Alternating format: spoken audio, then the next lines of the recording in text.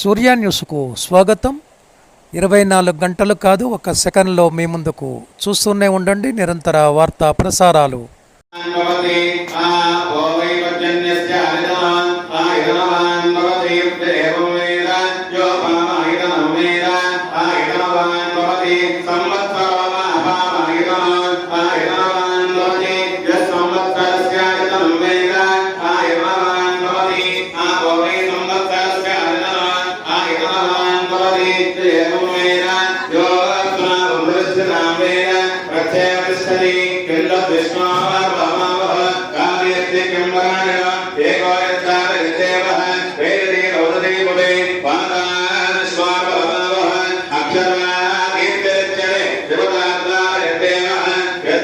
ఏకముత్తమం